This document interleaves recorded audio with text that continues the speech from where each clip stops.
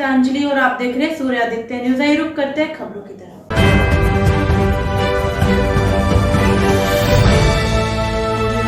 बागपत के खेकड़ा कस्बे में आयोजित सम्मान समारोह में पहुंचे जयंत चौधरी ने बड़ा बयान देते हुए अखिलेश यादव की कांग्रेस से नाराजगी को सही ठहराया। साथ ही उन्होंने कहा कि जब इंडिया गठबंधन बना था तभी से अंदेशा था कि राज्य को लेकर तालमेल नहीं बन पाएगा। हालांकि उन्होंने कहा कि वह राजस्थान चुनाव में कांग्रेस के साथ समझौता कर चुके हैं। बहुत शानदार, जितने नौजवान बैठे, छात्र बैठे, सबको बजरंग पूनिया जी से, चौधरी जयंत सिंह जी से प्रेरणा लेनी चाहिए कि वो किस प्रकार से छात्रों नौजवानों का उत्साह। इन्होंने आकर और इनके साथ आए इस क्षेत्र के और संस्था से जुड़े सभी प्रबंधक और जो मौजूद लोग हैं जो सहयोग करते हैं, उनसे विशेष आग्रह किया तो काम तो होना ही था। अभी पहली किस्त 20 लाख की शायद अब मुक्त हुई है और भी संसाधन जुटाने पड़ेंगे और हम लोग करेंगे उस काम को। छोटा सा निर्माण है लेकिन बड़ी उम्मीदों के साथ ये काम होगा। जैसा हरियाणा से चलकर हमारे बीच इन्हें बहुत हमने बड़े पर्दों पे आपने देखा होगा, इनके लिए तालियां बजाई होंगी, इनके हर जीत पे और उपलब्धि पे आपने खुशी महसूस की होगी। आज आपके बीच है बजरंग जी, और जो बात इन्होंने कही इससे बड़ी बात हो ही नहीं सकती केकड़ा के लिए, इस क्षेत्र के लिए। कि उन्होंने कहा मैं यह चाहता हूँ कि यहाँ से मुझ जैसे और मुझसे भी बेहतर खिलाड़ी आगे और बने, विकसित हों और देश का नाम कमाएं।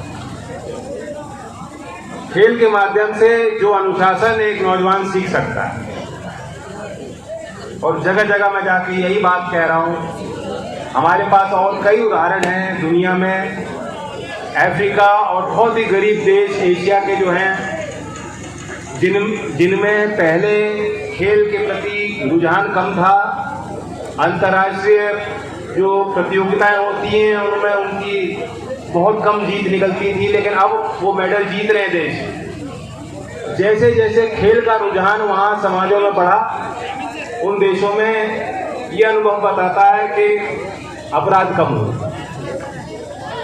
तो जो भी हमारे नौजवान हैं, हम चाहते हैं कि सही रास्ते पे देश का नौजवान चलेगा तो देश निश्चित तौर से तरक्की करेगा। आज इस देश की औसतन आयु 29 वर्ष है। सभी लोग जो श्रोता हैं उनकी भावनाएं जुड़ गई।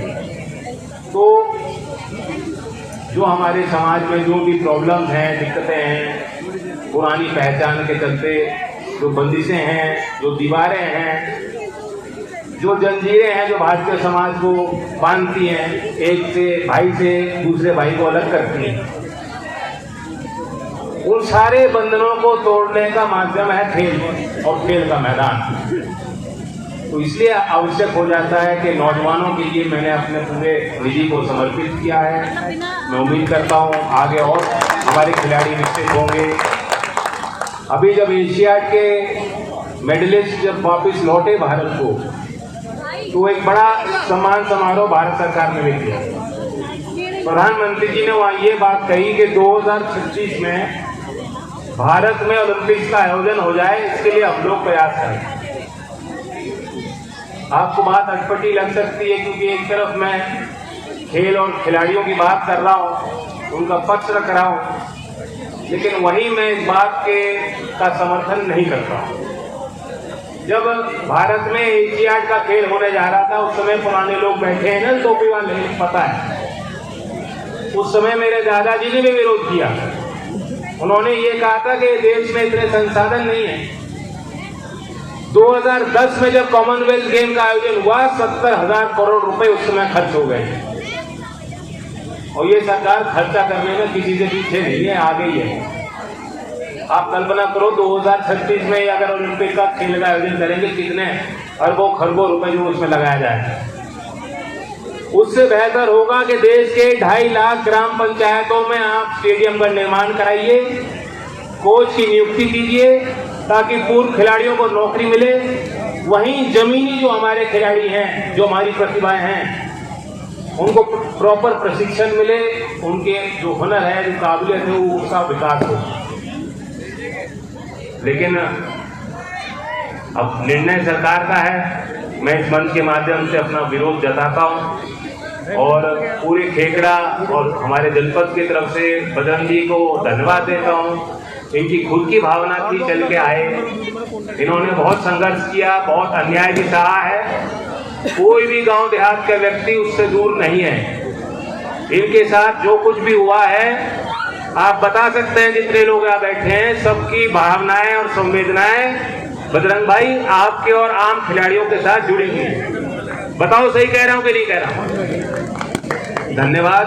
स्कूल की दुनिया में हम यही कहते हैं कि दुनिया में कोई व्यापार करना चाहता है तो भारत आएगा। क्यों? तो दुनिया में एक बड़ी मंडी है। दुनिया में कोई कारखाना लगाना चाहता है तो हम उसे न्योता देते हैं कि तुम भारत आओ। क्यों?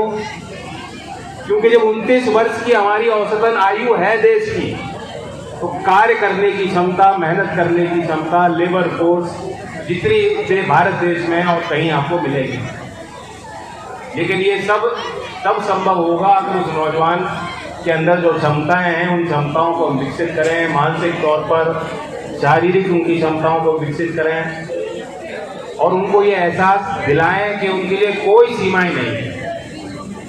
खेल के मैदान में कोई किसी की जाति नहीं देखता है, किसी का धर्म नहीं पूछता है। जो मेडल जीत के आता है उसकी पीठ थपथपाने का काम सब लोग करते हैं। उसके जीत में, उसकी खुशी में शामिल होने के लिए सब लोग आते हैं और जो हार भी जाता है संतोष नहीं तो सतत प्रयास है। अब हमारा प्रयास रहेगा कि वहाँ दोबारा सरकार जुट जाए।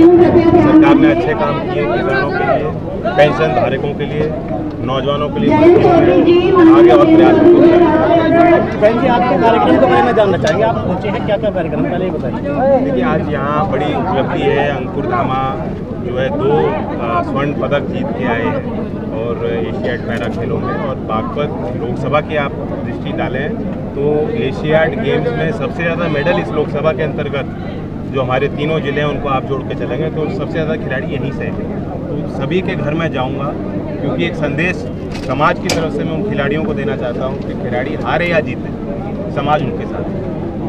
अच्छा, एनडीए को मात देने के लिए इंडिया गठबंधन हुआ।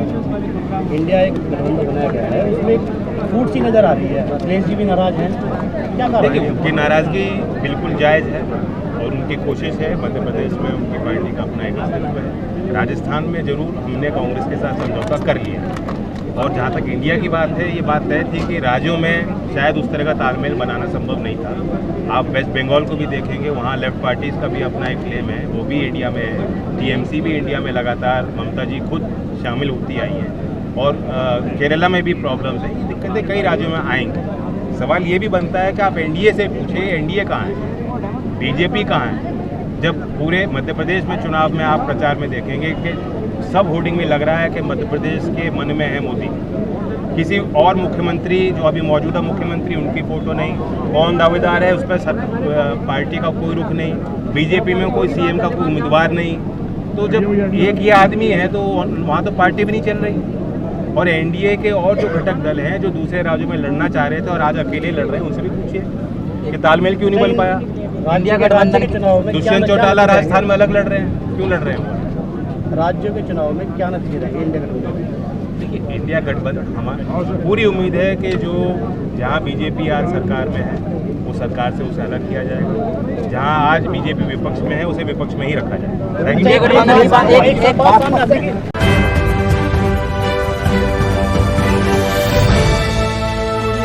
आज के लिए खबरों में बस इतना ही। कल फिर होगी आपसे मुलाकात। हमारे चैनल को लाइक, शेयर, सब्सक्राइब करें। नमस्कार।